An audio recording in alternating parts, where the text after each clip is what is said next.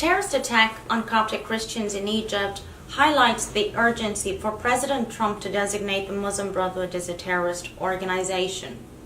Hello, I'm Cynthia Farahat, a fellow at the Middle East Forum, here to give you a quick primer on why this designation is critical.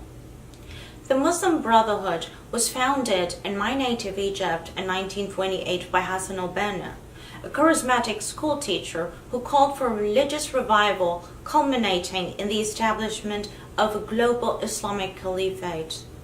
Toward this end, the Brotherhood established a public apparatus designed to win the hearts and minds and gain political power, and a secret apparatus of clandestine operatives to kill and maim those who get in its way. Branches of the Muslim Brotherhood, nominally under the control of Egyptian Movement Supreme Guide, quickly emerged across the Middle East and the world. Members of the Brotherhood have been directly involved in establishing most Sunni Islamic terrorist groups in the world today. In some cases, this affiliation is very open and explicit. The Palestinian terrorist group Hamas, for example, openly declared itself a Palestinian wing of the Muslim Brotherhood in Article 2 of its 1988 charter. In most cases, these affiliations are nominally kept secret, even if they're common knowledge. In Egypt, the Brotherhood publicly declared its commitment to non-violence in the 1970s while establishing underground jihadi networks such as Al-Jamal Islamiyya, which was responsible for the 1981 assassination of Egyptian President Anwar Sadat and countless acts of terrorism. The founder of Al-Jamal Islamiyya radical brotherhood ideologue Omar Abdurrahman later masterminded the 1993 bombings of the World Trade Center in the United States.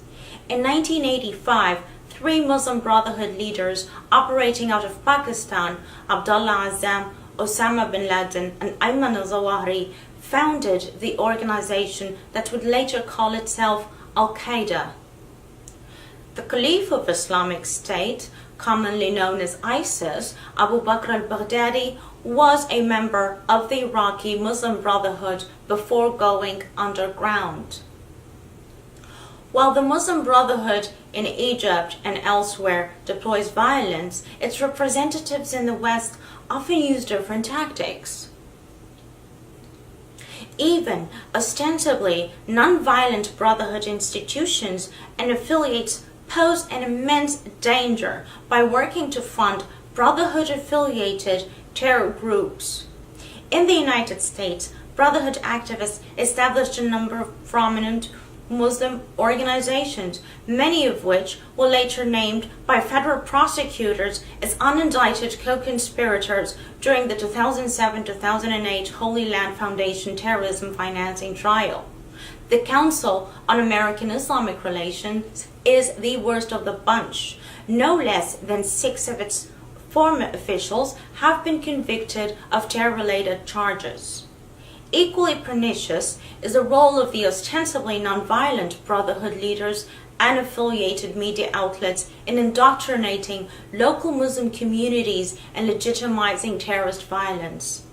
The Brotherhood's principal spiritual leader, Qatar-based Yusuf al-Qaradawi, and others speaking from the safety of friendly host countries have issued fatwas legitimizing suicide bombings and attack on the U.S. forces in Iraq and other practices precisely in order to push them in the waiting arms of jihadists. To say nothing of the grotesque hatred of non-Muslims that is central to their teachings. Things are a little different in the U.S., where the Brotherhood affiliates promote social insularity and distrust of law enforcement among the Muslim community, but the effect is the same: to ripen them for violence.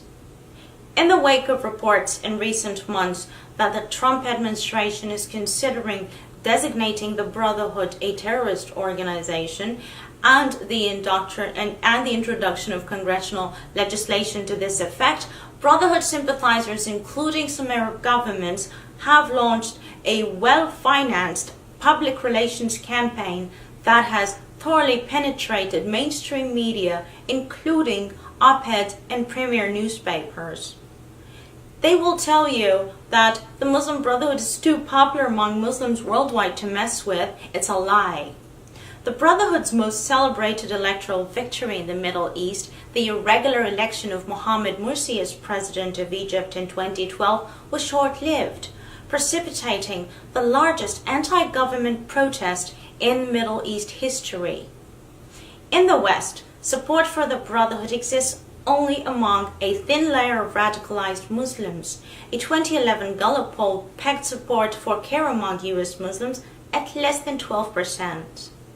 A 2015 British government inquiry into the Brotherhood found that its activities in Britain appear to be unable to generate any grassroots support inside the UK.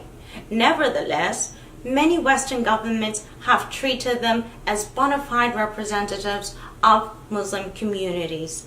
Thus, in addition to compromising the ability of the Brotherhood to foment terrorism, designating it a terrorist group will help employ moderate Muslims in the United States and abroad who are risking life and limb to fight extremists. The United States needs to join other nations that have designated the Muslim Brotherhood as a terrorist group. America cannot really win its war against radical Islam until it squarely picks a side.